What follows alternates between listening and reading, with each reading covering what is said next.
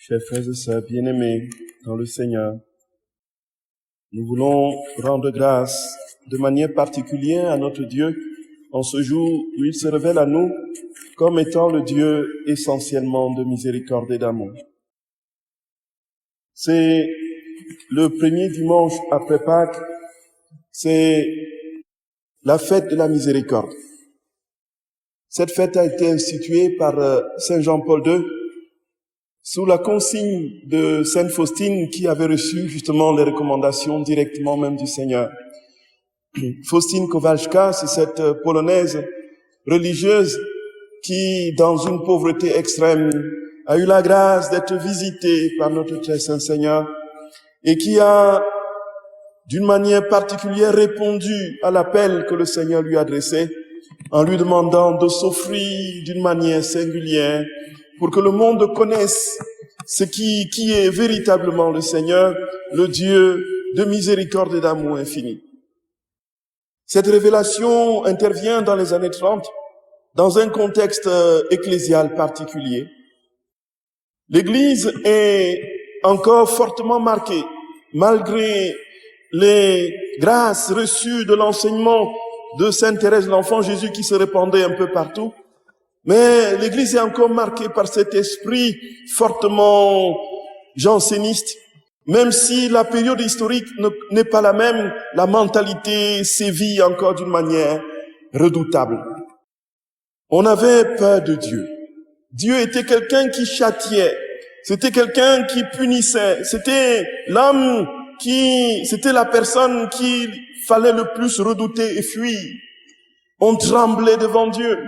C'était celui-là qui était blotti dans la majesté, dans les craintes d'une majesté inaccessible et qui faisait constamment planer son épée de Damoclès sur les consciences, prêt à ratiboiser, à renverser à tous ceux qui tentaient de s'éloigner de sa loi.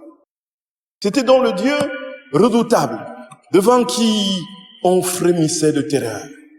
Et de sorte que toute la théologie, une théologie de la conversion, s'est bâtie sur le Dieu de la peur.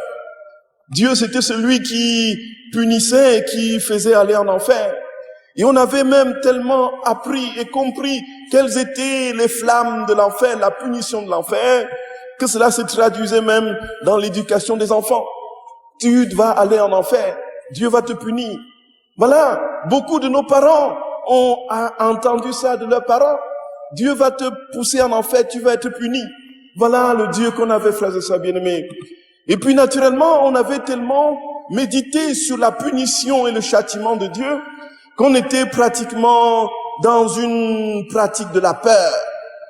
On allait à la messe parce qu'il fallait absolument éviter la punition et le châtiment de Dieu. Et ainsi, frères et sœurs d'amour, voici que toute une théologie même s'est construite sur la peur de Dieu. Et des ordres se sont créés. Les rédemptoristes ont été ceux qui ont, d'une manière singulière, construit, nourri et propagé cette théologie. Dans leurs prédications, dans les multiples campagnes qu'ils faisaient, paroissiales, c'est une seule chose revenait. Confessez-vous, sinon c'est le châtiment éternel. Et certains pères rédemptoristes avaient même tellement médité la peur de la justice de Dieu et ils avaient tellement maîtrisé tout ce qui se passait comme punition dans les flammes de l'enfer qu'ils en étaient capables de donner une description rigoureuse et impressionnante. Et alors, ils pouvaient vous dire comment en enfer, dans les flammes, on brûle constamment, et puis il n'y a pas de moyen de mourir, puisque le châtiment éternel, vous brûlez, et vous brûlez, les braises, justement, vous rentrent dans la bouche, dans les narines, et puis le diable vous tourmente avec sa fourchette, il vous retourne sur le feu comme un barbecue, jusqu'à ce que vous soyez, frères et sœurs bien-aimés, toujours dans cette logique, sans mourir. Et les pères étaient pratiquement redoutables. On parle même d'un père rédemptoriste qui n'avait même plus besoin à un moment donné de préparer ses sermons. Il venait en chair et puis il avait cet air grave qui traduisait déjà l'enfer. Sur son visage, on voyait déjà la gravité de l'enfer. Et puis, il jaillissait, sortait de lui deux seuls mots. Et les seuls deux mots qui suffisaient pour que, à la fin de la messe, la file du confessionnal soit impressionnante. Alors il monte et dit, l'enfer, mes frères. Deux mots, l'enfer, mes frères. Et les gens étaient remis au-dedans d'eux. Voilà le contexte dans lequel, frères et sœurs bien-aimés, le Seigneur vient chez sœur Faustine, dit qu'il est essentiellement miséricorde. Le deuxième contexte particulier, c'est, nous sommes presque à la veille de la guerre, la deuxième guerre mondiale. La Shoah va sévir. Près du tiers des Juifs seront disséminés. La Pologne et le monde entier va souffrir une redoutable épreuve. Et naturellement, cette période de guerre qui va durer près de 6 ans sera presque l'enfer sur la terre. Et effectivement, beaucoup de ceux qui avaient mis leur espoir en Dieu, qui avaient confiance en lui, vont dire, mais où est Dieu? Où est Dieu? Et Dieu, où est-il dans cette horreur?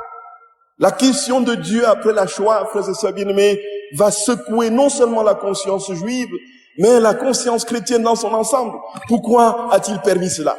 Et voilà que le Seigneur vient, frères et sœurs d'amour, et il dit, en fait, tout ce que vous avez jusqu'ici maîtrisé et mémorisé de ce que je suis, de mon attribut, cette mauvaise compréhension de ma justice, et en plus ce qui se prépare, les affres, les tourments que vous allez vivre, je n'y suis pour rien. Je ne suis qu'amour et miséricorde.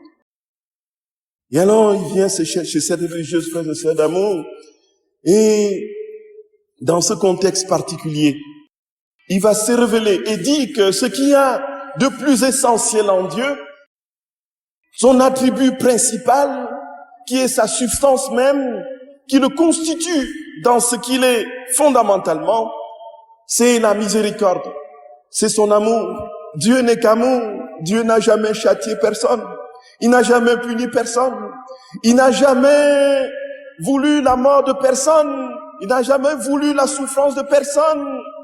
Il se donne et se comprend essentiellement comme amour infini et miséricorde. Et tout ce qui se passe dans les souffrances humaines, c'est Jésus, c'est le corps lui-même de notre Seigneur qui est en souffrance.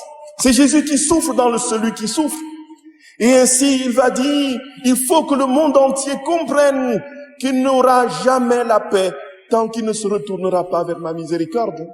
Tant qu'il ne rentrera pas dans la vérité de ce que je suis et épousera l'entièreté et la perfection de ma substance, qui est amour. Je ne suis qu'amour. Je ne suis qu'amour.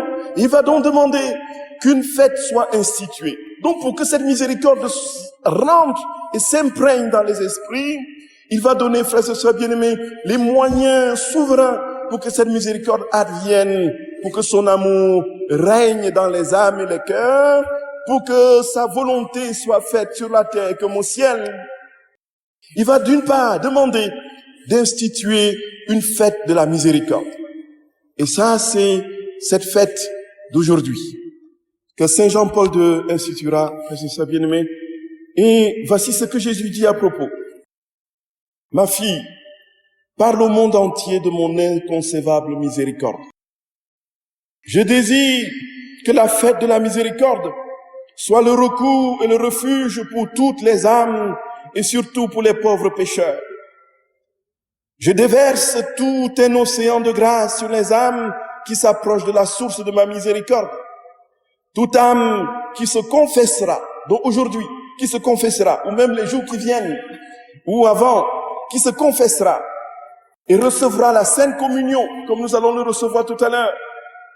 En ce jour sont ouvertes toutes les vannes divines par lesquelles s'écoulent les grâces, et qu'aucune âme n'ait peur de s'approcher de moi. N'ayez pas peur de vous approcher de moi. Voilà ce que dit Jésus, frères et sœurs bien-aimés. Même qu'aucune âme n'ait peur de s'approcher de moi, même si ses péchés sont comme l'écarlate, même si nous étions la photocopie d'Hitler. C'est la vérité, frères et sœurs d'amour. Voilà jusqu'où va la puissance déferlante de la miséricorde de Dieu. Nous voyons ce grand mystère sur la croix, frères et sœurs d'amour. Jésus ouvre son ciel une fois qu'il rend l'âme à son Père. Il dit, aujourd'hui, tu seras avec moi au paradis, disant cela. À qui, frères et sœurs bien-aimés? À qui? Aux brigands, le plus grand des malfrats du temps, que ceux qui étaient crucifiés. Et dans cette grâce, nous pouvons imaginer la tête d'Abraham, de Saint Joseph, de tous les patriarches, d'Isaïe et d'Osée, de Jérémie, de tous ces grands oints de l'Esprit Saint de l'Ancien Testament qui étaient au séjour des morts et qui contemplaient ces spectacles. Saint Joseph qui voit que c'est le brigand qui le précède au ciel.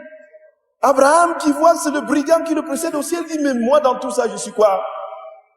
La vérité là, c'est que la puissance de l'amour infini de Dieu, de sa miséricorde, est au-delà de tout ce que nous pouvons imaginer. Et demain, quand nous serons au ciel, frères et sœurs bien-aimés, nous serons surpris des gens que nous verrons au ciel. Oui, nous serons surpris. Nous dirons, oui, voilà, ainsi de suite, moi le prêtre, je vais passer mon temps à parler de la miséricorde et à prêcher, et je verrai des gens qui vont me dévancer. Et je me dis, mais c'est pas possible. Ceux-là, moi je les connais. La vérité est que Dieu seul sonde les reins et les cœurs, et que sa miséricorde est au-delà de tout ce que nous pouvons imaginer et concevoir. Voilà ce que Jésus dit, frères et sœurs bien-aimés. Il dit, tout ce qui existe est sorti des entrailles de ma miséricorde. Chaque âme en relation avec moi méditera mon amour et ma miséricorde durant toute l'éternité. La fête de la miséricorde est issue de mes entrailles. Voilà, frères et sœurs bien-aimés, dont l'hébreu biblique rend cette vérité de la miséricorde par deux termes. Le chesed, qui est l'amour, l'équité, la fidélité, l'amour, fidélité, et puis le rahamim, qui est les entrailles. La miséricorde puise sa source dans les entrailles. Dieu se constitue comme une mère qui a des entrailles. Les entrailles du mère, frères et sœurs d'amour. J'ai des témoignages en n'en plus fini. On pourrait écrire des livres sur la relation d'une mère et de son fils et de son enfant. À 6000 kilomètres, à 10 000 kilomètres, une mère dans ses entrailles sent ce qui se passe avec son fils, ce qui ne va pas. Une mère, frères et sœurs bien-aimés, il ne s'agit pas des entrailles physiques, forcément, des entrailles spirituelles qui sont encore infiniment plus fortes que les entrailles physiques quand on rentre dans une relation de maternité. Il s'ensuit, frères et sœurs bien-aimés, que Jésus dit, je suis une mère poule, j'ai des entrailles, que personne ne touche à mon poussin. Mon amour, voilà ce que c'est. Et il dit, la fête de la miséricorde est issue de mes entrailles. Je désire qu'elle soit fêtée solennellement le premier dimanche après Pâques.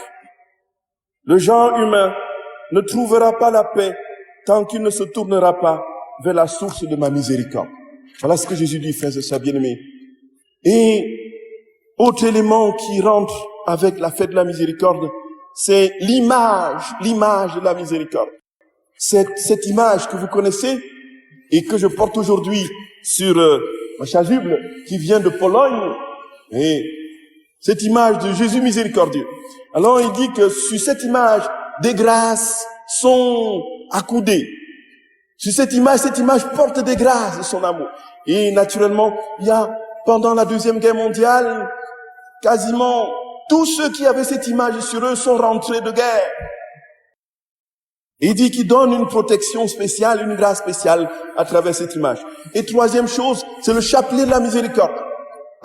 L'heure de la miséricorde à 15 heures. Puisque c'est l'heure où il a son sang et l'eau et le sang ont coulé de son côté. Et naturellement, a ravalé complètement, totalement l'humanité. À cette heure précise, il dit, s'il y a 15 heures, tu rentres dans ta chambre. La chambre, c'est au sens figuré du terme. Tu rentres dans ton cœur. Tu penses à mon amour, à ma miséricorde. Tu me demandes tout ce que tu voudras. Tout ce que tu voudras. Dans ma miséricorde. Selon ma volonté. Je ne peux pas te le refuser. Je te l'accorde. Nous sommes, frères et sœurs bien-aimés, devant le cellier de l'immortalité. Et il nous suffit simplement de donner un petit tour de clé pour rentrer, nous enivrer éternellement des bienfaits infinis de Dieu. Le problème, c'est que nous mourrons devant cette porte de soif. Nous mourrons de soif devant cette porte. Et Dieu nous dit, mais qu'attends-tu, mon enfant? Juste ça, juste ça. On dit chez nous que le crapaud meurt sur un tas de manioc. Le crapaud, en fait, il raffole de cette tubercule-là. Voyez, il est dessus un panier. Il y a juste une feuille de banane là sur lequel il a posé ses pattes là. Oui, il passe le temps, croix.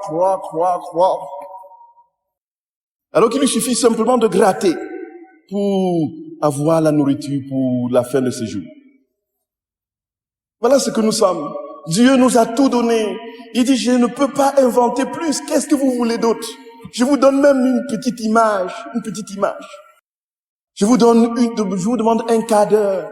Je vous demande juste, voyez, un chapelet de la miséricorde de 5 minutes pour que ma miséricorde se déverse à flot sur vous et sur tous ceux que vous portez dans vos cœurs. Voilà la vérité, frères et sœurs bien-aimés. Demandons au Seigneur la grâce de pouvoir entrer posséder, accueillir ce cadeau. Et de pouvoir lui dire, Seigneur, oui, je suis prêt. Je veux croire que tu n'es qu'amour. Et que quelles que soient les souffrances, les difficultés de ma vie, je ne veux pas et je ne peux pas te l'attribuer. Parce que tu es infini tendresse et amour. Tu n'es qu'amour. Tu ne peux rien être d'autre qu'amour. Ton essence, c'est l'amour. Entrons dans cette vérité, frères et sœurs bien-aimés, et blottissons-nous contre le cœur de Jésus. Sautons dans ses bras comme un petit enfant dans les bras de sa mère. Disons-lui, papa, caressons-lui les joues. Disons-lui, je t'aime, mon petit Jésus d'amour. Il est tout proche, notre Seigneur. Oui, Jésus, nous avons confiance en toi. Et il dit, au pied de cette image, tu écris, j'ai confiance en toi. J'ai confiance en toi. Et il dit que la clé pour entrer dans cette miséricorde et la posséder, c'est la confiance. C'est une question de confiance, tout simplement. Dieu ne nous demande pas de miracle.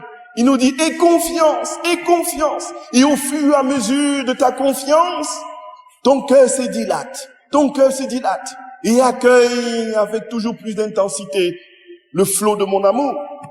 Confiance, confiance, confiance. Jésus, j'ai confiance en toi.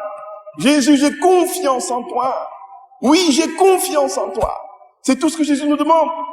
Frères et sœurs bien-aimés, demandons cette grâce au Seigneur et nous aurons pour nous un jour l'occasion de contempler les merveilles de cet amour dans nos vies et nous serons entièrement, essentiellement, parfaitement miséricorde au cœur de cette vie mortelle.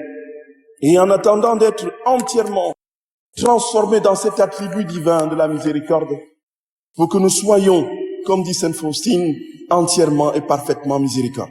Voyez, que mes pieds soient miséricorde, que mes mains soient miséricorde, que ma langue soit miséricorde, que mes oreilles soient miséricorde, que mes yeux soient miséricorde, que mon cœur soit miséricorde, que tout en moi, mes cheveux, mes ongles, mes orteils, mes doigts, tout en moi, ma voix, soit miséricorde. Miséricorde, miséricorde. Voilà le nom de Dieu. Oui, Seigneur, nous avons confiance en toi. Amen.